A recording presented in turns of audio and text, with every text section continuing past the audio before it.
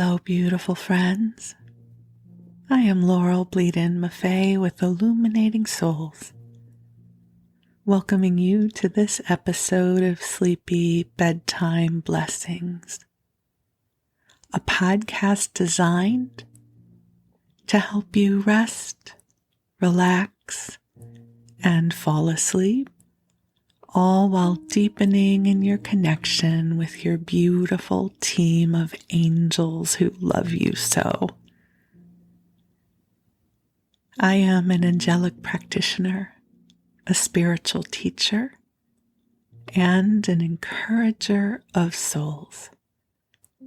And you can learn more about my offerings at my website, illuminatingsouls.com. And my offerings include one-on-one angel sessions, soul mentoring, and a variety of classes designed to inspire your spirit. And I also am someone who listens to sleep podcasts every night as part of my bedtime routine. And I love the genre so much that I've created my own blend of sleep podcast magic, mojo, juju, goodness for you here. We blend together the love of the angels as well as a bedtime story. So the hour is going to run about an hour in length. For the first 15 to 20 minutes, I'll share with you some spiritual wisdom, insight, as well as calling in the angels to be with us. And then in the second part of the episode, I'm going to read you a story. If you want to skip right to that part, the time is in the show notes that you can jump to.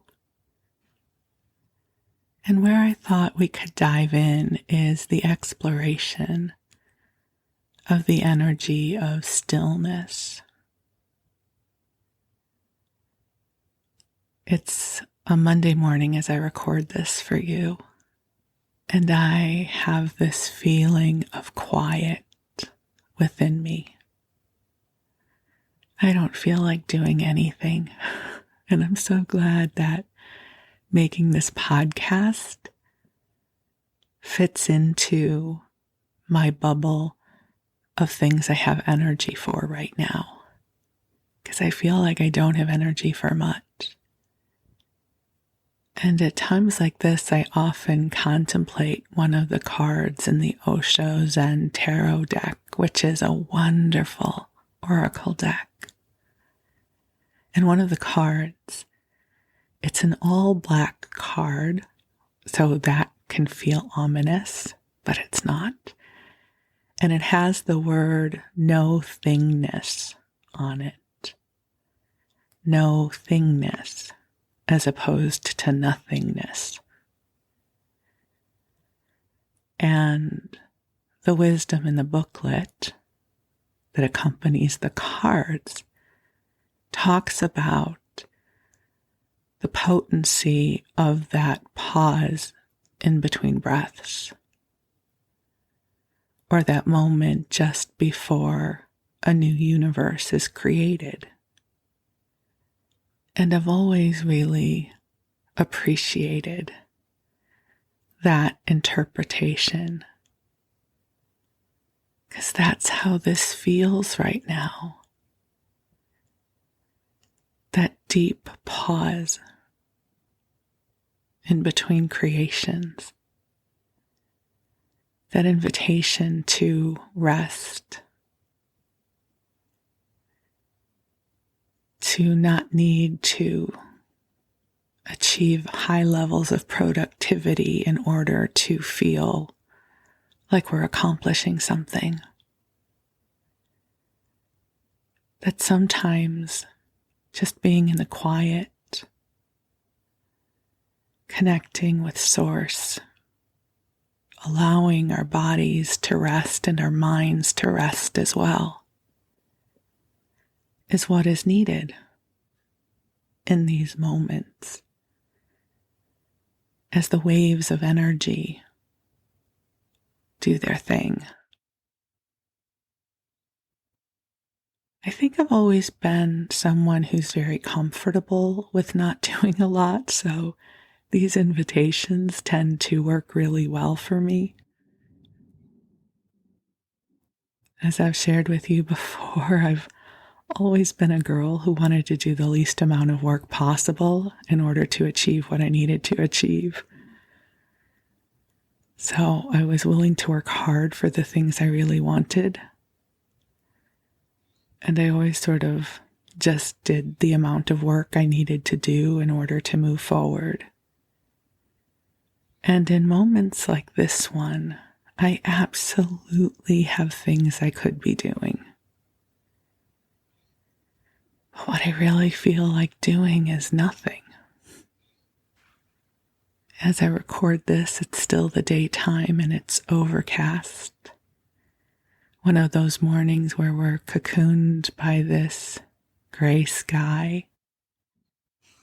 And it feels like a delicious invitation to cozy on up. And so here I am, snuggled into the blanket fort, bringing forth waves of angel love for you, my beloved friends. And I am so deeply grateful for you. You are why I make this podcast.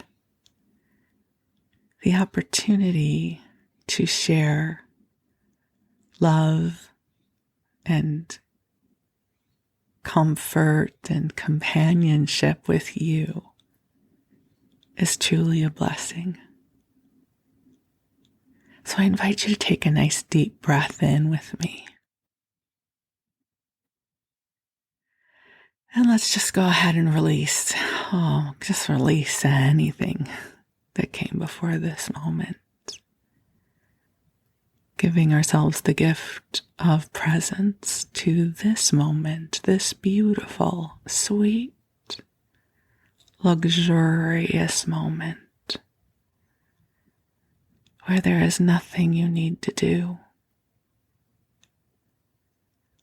Your assignment, your invitation right now is to rest. And just allow your body to grow heavy.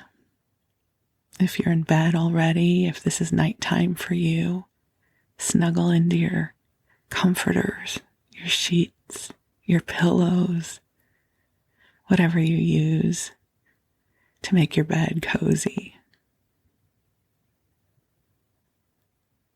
And just allow your body to relax, allowing your consciousness to follow the rhythm of my voice and drift off whenever it is ready to do so. And I feel the angels here with us. They always have a warm, sweet, beautiful presence. And I feel the love come streaming in for you. So even though they are already here, I am a girl who loves ritual. And so I'm going to call them in now to be with us. And beautiful angels on high, we invite you to join us here, and we feel your welcoming, loving essence as we join you in this space.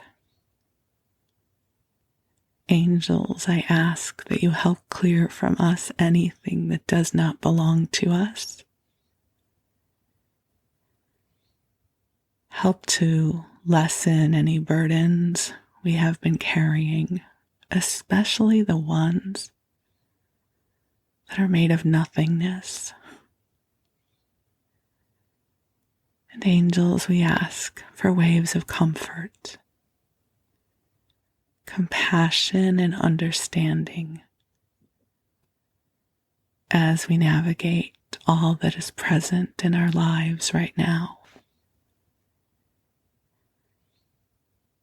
and beautiful angels, I ask that you hear the prayers of those who are joining us for this broadcast,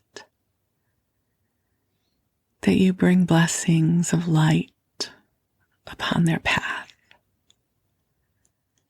that you give to them waves of inspiration, resourcefulness, magic, and healing in service to their highest and best good. So, dear ones, just take some nice deep breaths in, allowing the angels to be with you. They are filling the room that you are in with a soft pink light that is infused with love for you. It is creating a soft, buoyant vibration for you to drift off into as you move into the mystery of sleep, as your consciousness rests, providing for an expanse of replenishment and restoration. You, dear one, are a blessing in this world. You make the world a brighter place. And my hope is that while you sleep, the angels will help to infuse you with waves of inspiration, a lightness of spirit, a sense of on-purposeness that brings you a deep sense of fulfillment and joy. Just take some breaths in, just soaking up the light from the angels, feeling the goodness that is with you now. The angels invite you to give your worries to them, and they will carry them gently for you. Things are moving in your favor. As you rest tonight, goodness and light are flowing to you now.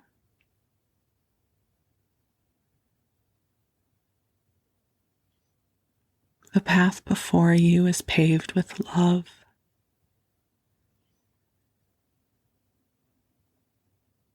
Allow yourself to say yes to the beauty that is within and all around you. You are opening to a brighter day. You are opening to brighter experiences for your life.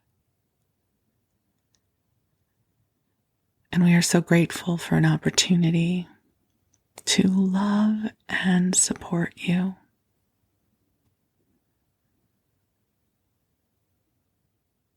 The angels say, do your best not to dwell in the disappointment of the past. And if you'd like, they will help clear old lines of disappointment from you as you sleep. You know, there is that adage that says each day we get to be born anew. And I really love this sentiment, that we don't always need to carry all of our heaviness into each and every day. Sometimes we can just say, today's a fresh day. Today is a new beginning. Today is an opportunity to open my heart to even more love and more magic and more light. So just take a breath in and breathe in this beautiful, glorious energy that is here for you. Just breathe out your worries. The angels will catch them for you.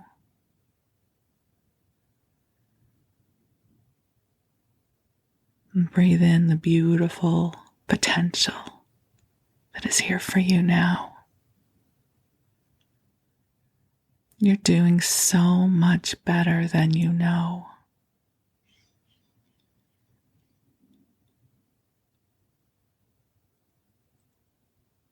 And just breathe. And you go ahead whenever you're ready and drift off. You rest and the angels will stay with you. And while you rest, I'm going to read you a story.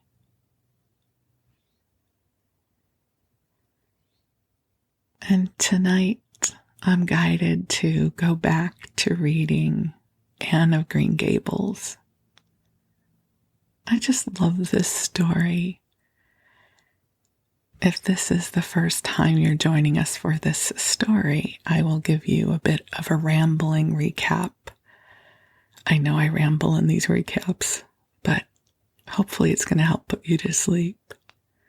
So Anne of Green Gables is a book by Lucy Maud Montgomery. It takes place, I think, in the early 1900s, somewhere around then. And Anne is an orphan. She's about 12 or 13 years old. And Mirella and Matthew Cuthbert are brother and sister. They're near their 60s, so they're an older family, and they have a farm called Green Gables. And they hear from a family friend that they have the opportunity to adopt an orphan, and adopting the orphan will give them help around the farm as well as give them an opportunity to give a child who needs a good home a good home. So they sign up to adopt an orphan boy. And Matthew, who's very shy and quiet, goes to the train station to pick up the boy, but there has been a mix-up. And Anne is there. And Anne has long, bright red hair. She talks a mile a minute. She has an enormous imagination and vocabulary, and she names everything the lake of shining waters, and she's very fanciful and dreamy and a girl after my own heart. So Matthew doesn't know how to say no to her at the train station, and he decides to bring her home and let Mirella deal with it. And Anne manages to warm her way into their hearts, and they decide to adopt her. So that's the first part of the book. We're still pretty early in the book here. And one of Anne's deepest dreams is to have a bosom friend, a best friend that she will be friends with for the rest of her life. And she gets that in her neighbor, Diana Barry. They're best friends. And Anne has been having some trouble with one of the boys in school, Gilbert Blythe. And this part of the book that we're in now, the title it's chapter 16. It says, Diana is invited to tea with tragic results. Now, before you get worried, no one dies. It's not that kind of tragic results. It's more like chaos and difficulty. And as I seem to recall, spoilers in this chapter, Anne gets permission to invite Diana over for tea. Right? They're going to be very proper in having a tea, and by accident, as I seem to recall, I think it's this chapter, you can tell I'm a TV person, huh? In this chapter, she accidentally serves Diana cherry cordial, which was in the wrong bottle, and Diana gets drunk. That's what I think the tragic results are. I have watched the series Anne with an E on Netflix here in the US. I know it's a Canadian series, but here in the US, most of us watched it on Netflix. I've also been listening to another sleep podcast called The Sleepy Bookshelf, reading Anne of Green Gables. And I've been reading it to you, and so the plot lines are all jumbled in my consciousness. But I think that's what this chapter is. But we'll find out together. I love Lucy Maud Montgomery's writing. She writes in rich, fanciful terms, very descriptive, and Anne she's the best. So I'm looking forward to sharing this chapter with you as we cozy up together. All right, so here we go. Chapter 16. Diana is invited to tea with tragic results. October was a beautiful month at Green Gables when the birches in the hollow turned as golden as sunshine, and the maples behind the orchard were royal crimson, and the wild cherry trees along the lane put on the loveliest shades of dark red and bronzy green, while the fields sunned themselves into the aftermaths. I mean, is that not just gorgeous language? Oh, I'm just in love. Okay, I'm sorry. I'll keep going. Anne reveled in the world of color about her. "Oh, Mirella," she exclaimed one Saturday morning, coming dancing in with her arms full of gorgeous boughs. "I am so glad I live in a world where there are Octobers. It would be terrible if we just skipped from September to November, wouldn't it? Look at these maple branches. Don't they give you a thrill? Several thrills? I'm going to decorate my room with them." "Messy things," said Mirella, whose aesthetic sense was not noticeably developed. "You clutter up your room entirely too much with out-of-door stuff, Anne. Bedrooms were made to sleep in." "Oh, and dream in too, Mirella. And you know one can dream so much better in a room where there are pretty things. I am going to put these boughs in the old blue jug and set them on my table. Mind you, don't drop leaves all over the stairs then. I am going on a meeting of the Aid Society at Carmody this afternoon, Anne, and I won't likely be home before dark. You'll have to get Matthew and Jerry their supper, so mind you don't forget to put the tea to draw until you sit down at the table as you did last time." "It was dreadful of me to forget," said Anne apologetically. "But that was the afternoon I was trying to think of a name for Violet Vale, and it crowded other things out. Matthew was so good. He never scolded a bit. He put the tea down himself and said we could wait a while as well as not. And I told him a lovely fairy story while we were waiting, so he didn't find the time long at all. It was a beautiful fairy story, Mirella. I forgot the end of it, so I made up an ending for it myself. And Matthew said he couldn't tell where the join came in."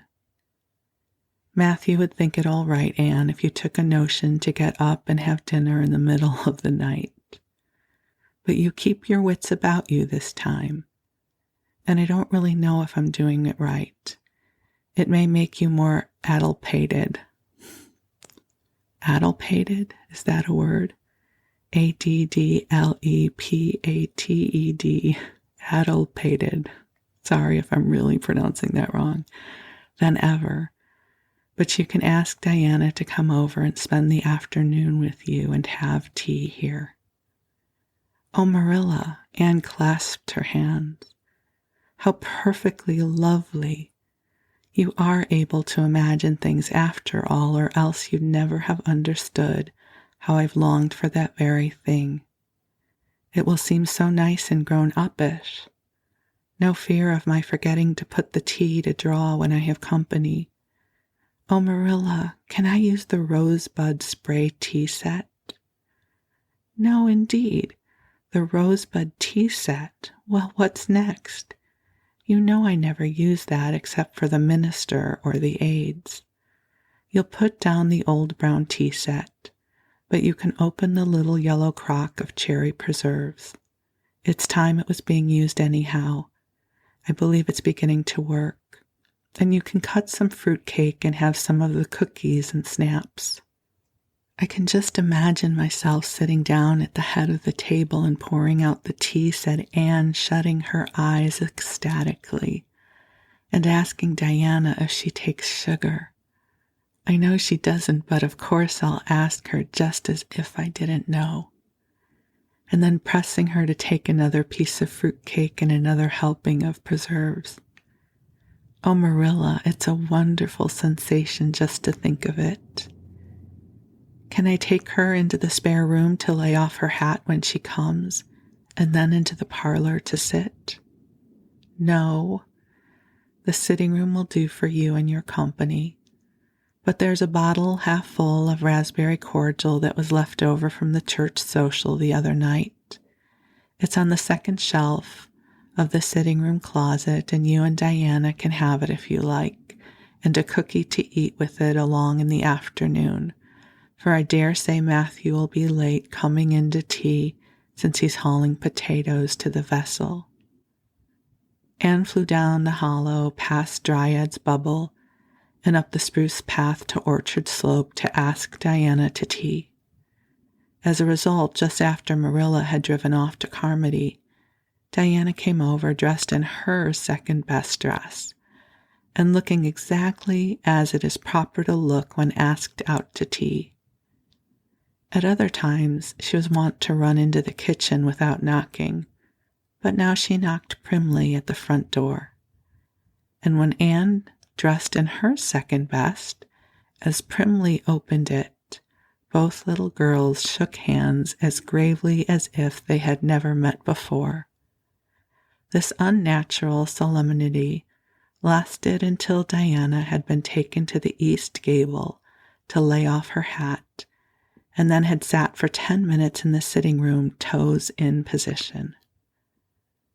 "How is your mother?" inquired Anne politely, just as if she had not seen Mrs. Barry picking apples that morning in excellent health and spirits. "She is very well, thank you. I suppose Mr. Cuthbert is hauling potatoes to the Lily Sands this afternoon, is he?" said Diana, who had ridden down to Mr. Harmon Andrews that morning in Matthew's cart. "Yes, our potato crop is very good this year. I hope your father's crop is good too." "It is fairly good, thank you. Have you picked many of your apples yet?" "Oh, ever so many," said Anne, forgetting to be dignified and jumping up quickly. "Let's go out to the orchard and get some of the red sweetings, Diana. Mirella says we can have all that are left on the tree. Mirella is a very generous woman. She said we could have fruit cake and cherry preserves for tea, but it isn't good manners to tell your company what you are going to give them to eat, so I won't tell you what she said we could have to drink. Only it begins with an R and a C, and it's a bright red color. I love bright red drinks, don't you? They taste twice as good as any other color." And I should just insert that I said before that she gave them the red cordial, which I thought was the liquor, but apparently the red cordial is a child-friendly drink, because Mirella would have never suggested that Anne gave Diana alcohol. But I know that she winds up giving her alcohol by mistake, so the red cordial is not it. She just thinks it's red cordial, but it's something else. Okay, we'll go back though. The orchard, with its great sweeping boughs that bent to the ground with fruit, proved so delightful that the little girls spent most of the afternoon in it, sitting in a grassy corner where the frost had spared the green, and the mellow autumn sunshine lingered warmly, eating apples and talking as hard as they could. Diana had so much to tell Anne of what went on in school. She had to sit with Gertie Pye and she hated it. Gertie squeaked her pencil all the time and it just made her, Diana's, blood run cold. Ruby Gillis had charmed all her warts away. True's you live with a magic pebble that old Mary Jo from the creek gave her. You had to rub the warts with the pebble and then throw it away over your left shoulder at the time of the new moon, and the warts would all go. Charlie Sloane's name was written up with M. White's on the porch wall, and M. White was awful mad about it. Sam Bolter had sassed Mr. Phillips in class, and Mr. Phillips whipped him, and Sam's father came down to the school and dared Mr. Phillips to lay a hand on one of his children again. And Mattie Andrews had a new red hood and a blue crossover with tassels on it, and the airs she put on about it were perfectly sickening. And Lizzie Wright didn't speak to Mamie Wilson because Mamie Wilson's grown-up sister had cut out Lizzie Wright's grown-up sister with her bow. And everybody missed Anne so and wished she would come to school again. And Gilbert Blythe, but Anne did not want to hear about Gilbert Blythe. She jumped up hurriedly and said suppose they go in and have some raspberry cordial. Anne looked on the second shelf of the room pantry, but there was no bottle of raspberry cordial there.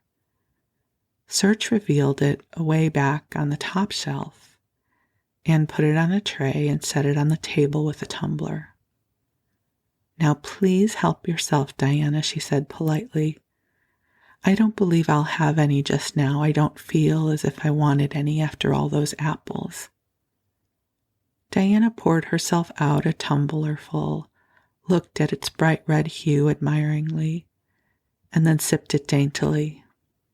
That's awfully nice raspberry cordial, Anne, she said. I didn't know raspberry cordial was so nice. I'm real glad you like it. Take as much as you want. I'm going to run out and stir up the fire. There are so many responsibility on a person's mind when they're keeping house, isn't there? When Anne came back from the kitchen, Diana was drinking her second glassful of cordial, and being entreated thereto by Anne, she offered no particular objection to drinking of a third. The tumblerfuls were generous ones, and the raspberry cordial was certainly very nice. The nicest I ever drank, said Diana. It's ever so much nicer than Mrs. Lynde's, although she brags of hers so much. It doesn't taste a bit like hers.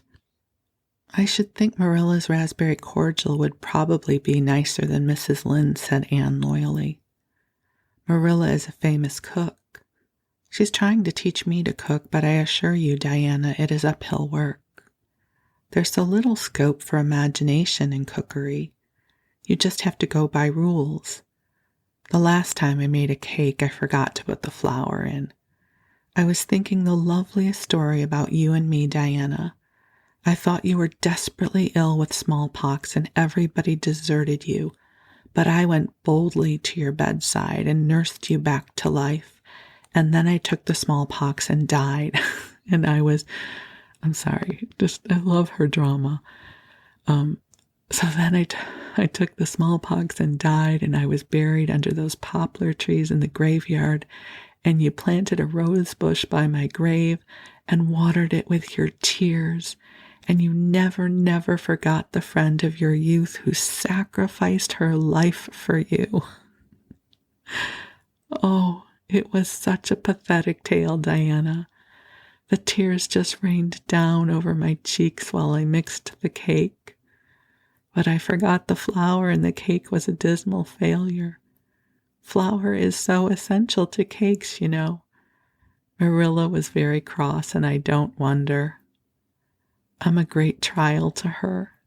She was terribly mortified about the pudding sauce last week. We had a plum pudding for dinner on Tuesday, and there was half the pudding and a pitcher full of sauce left over.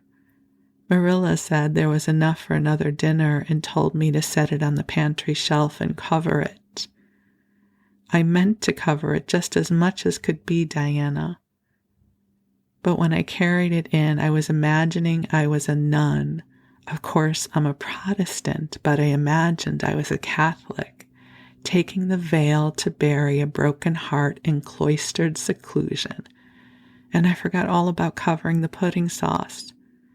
I thought of it next morning and ran to the pantry. Diana, fancy, if you can, my extreme horror at finding a mouse drowned in that pudding sauce. I lifted the mouse out with a spoon and threw it out in the yard, and then washed the spoon in 3 waters. Mirella was out milking, and I fully intended to ask her when she came in if I'd give the sauce to the pigs, but when she did come in, I was imagining that I was a frost fairy going through the woods, turning the trees red and yellow, whichever they wanted to be, so I never thought about the pudding sauce again. And Mirella sent me out to pick apples. Well, Mr. and Mrs. Chester Ross from Spencervale came here that morning. You know they are very stylish people, especially Mr. Chester Ross. When Mirella called me in, dinner was all ready and everybody was at the table.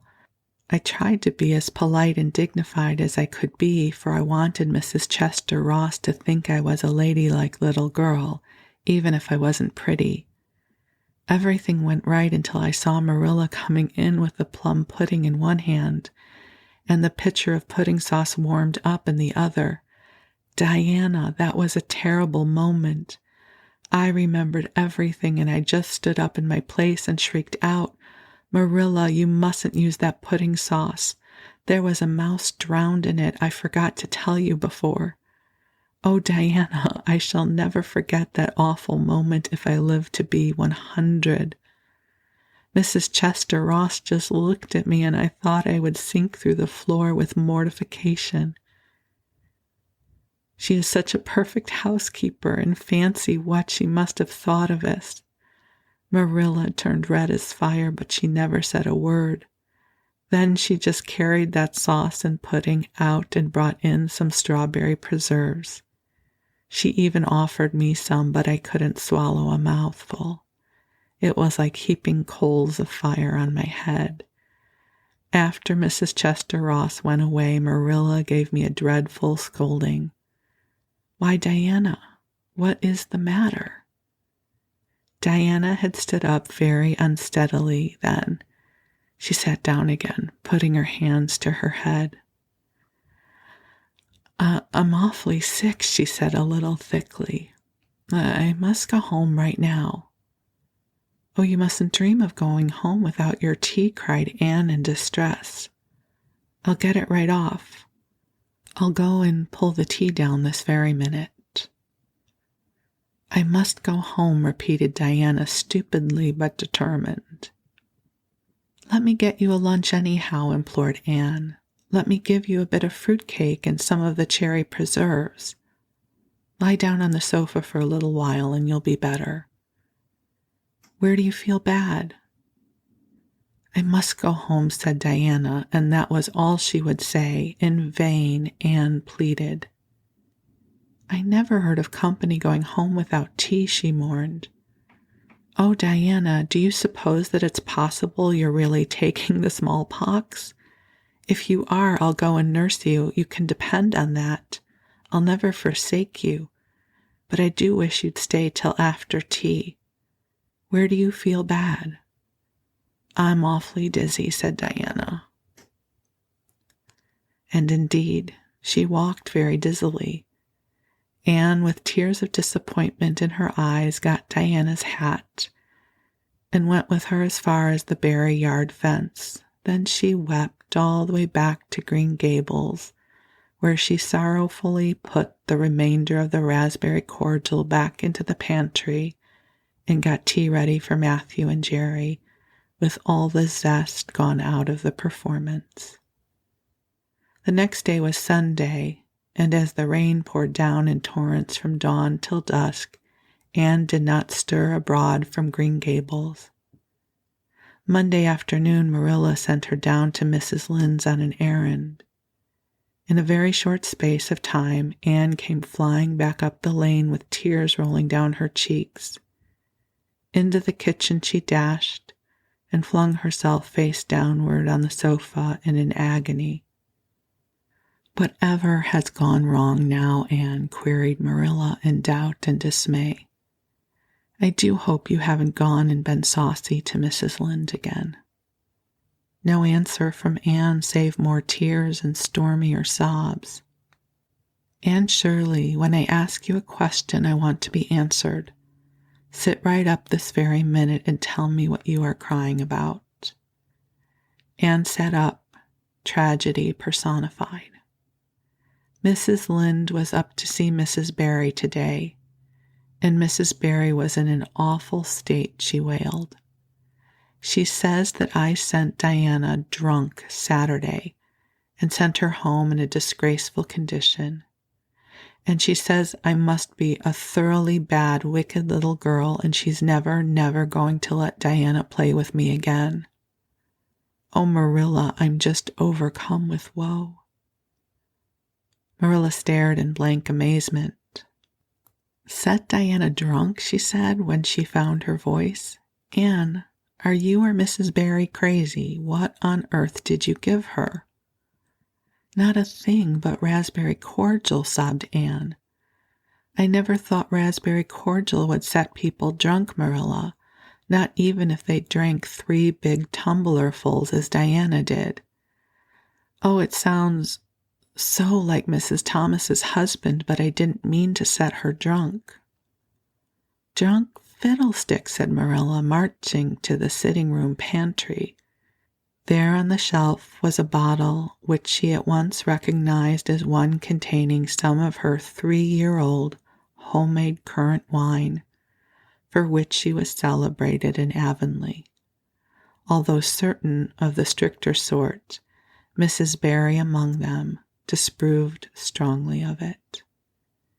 And at the same time Mirella recollected that she had put the bottle of raspberry cordial down in the cellar instead of in the pantry as she had told Anne. She went back to the kitchen with the wine bottle in her hand. Her face was twitching in spite of herself.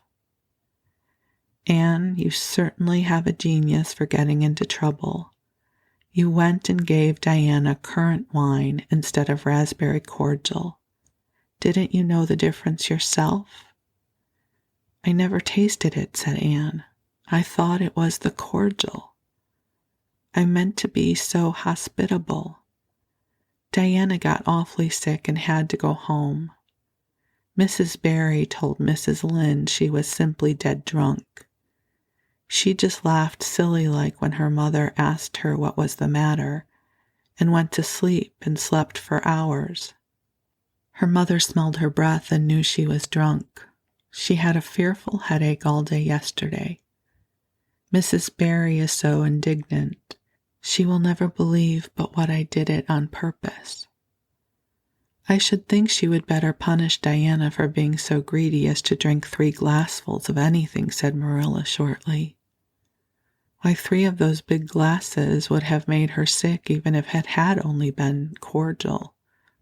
Well, this story will be a nice handle for those folks who are so down on me for making currant wine, although I haven't made any for 3 years since I found out that the minister didn't approve.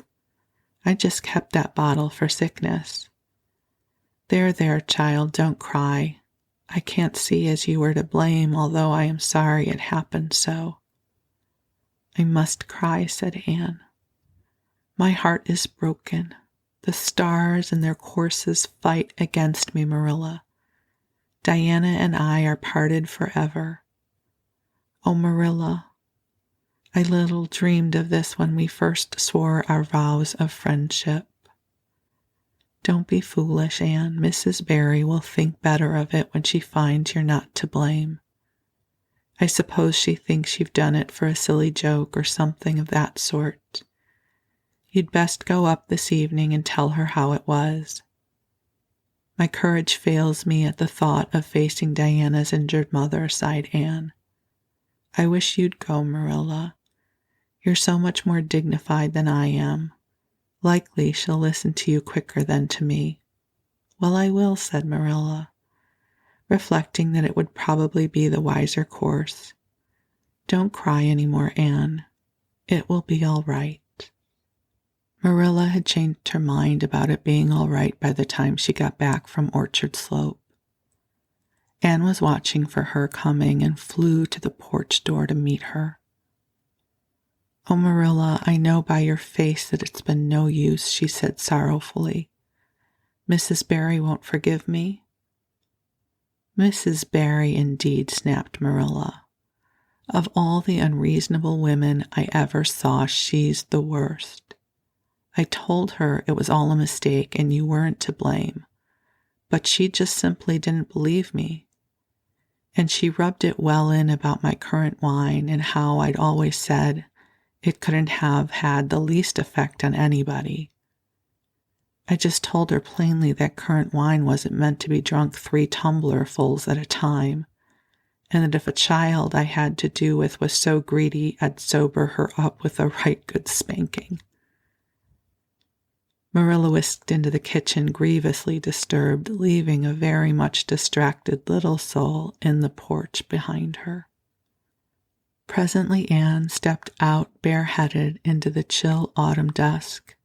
Very determinedly and steadily, she took her way down through the sere clover field over the log bridge and up through the spruce grove, lighted by a pale little moon hanging low over the western woods.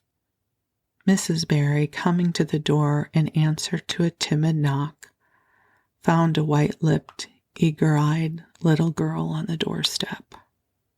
Her face hardened. Mrs. Barry was a woman of strong prejudices and dislikes, and her anger was of the cold, sullen sort which is always hardest to overcome.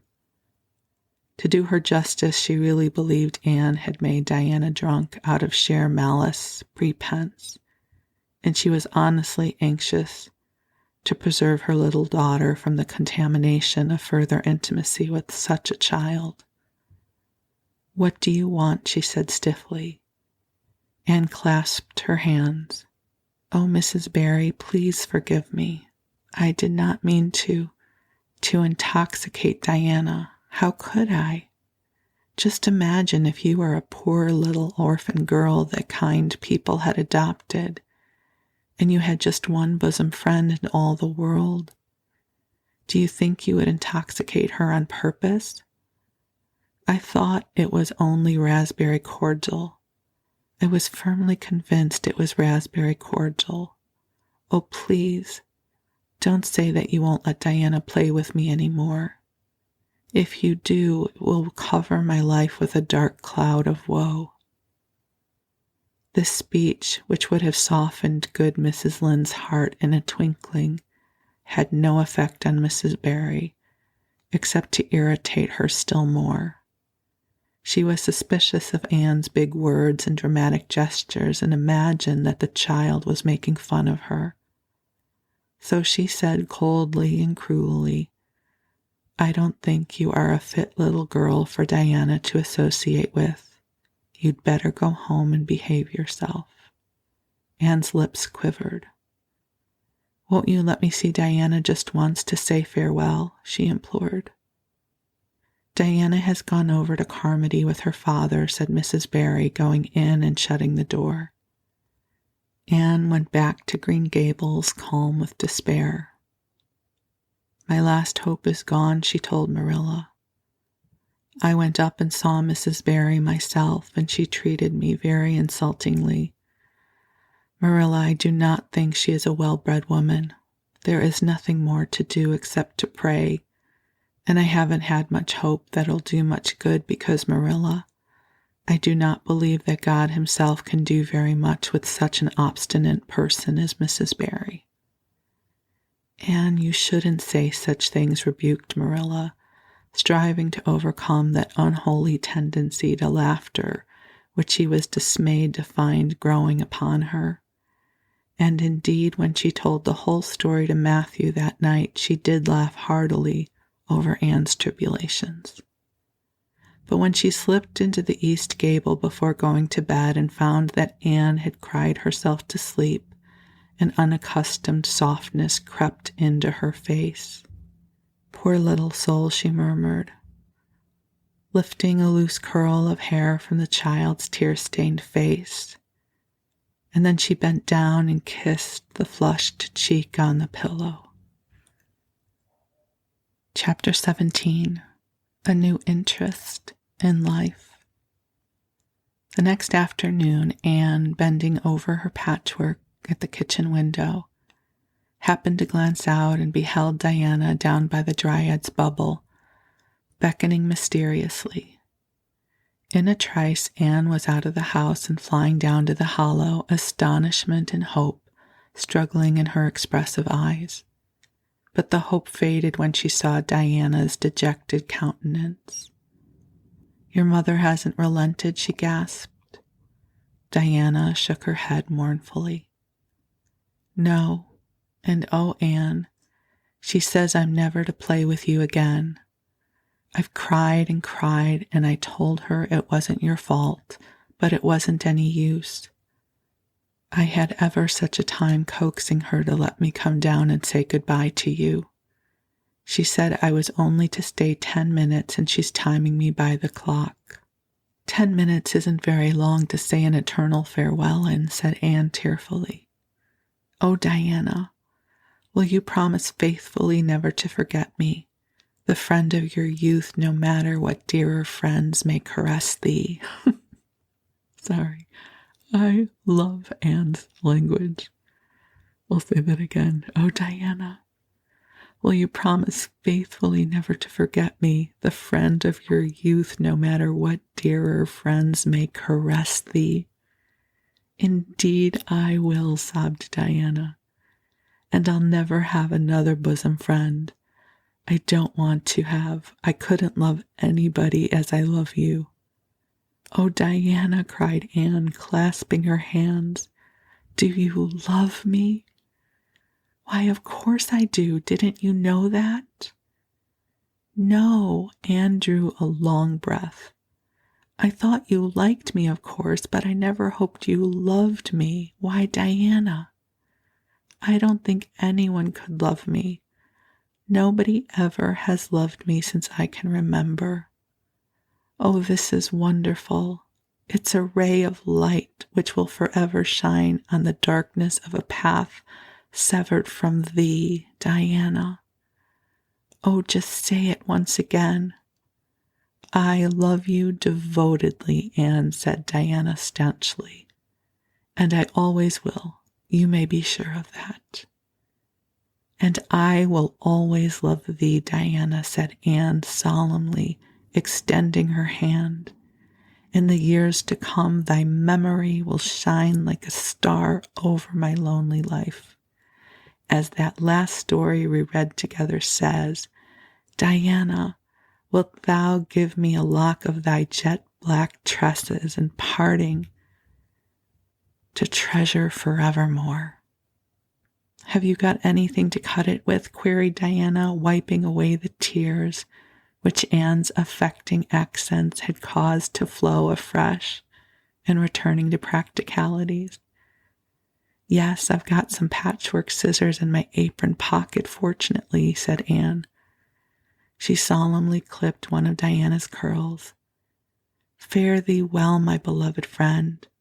Henceforth we must be as strangers, though living side by side, but my heart will ever be faithful to thee." Anne stood and watched Diana out of sight, mournfully waving her hand to the latter whenever she turned to look back. Then she returned to the house, not a little consoled for the time being by this romantic parting.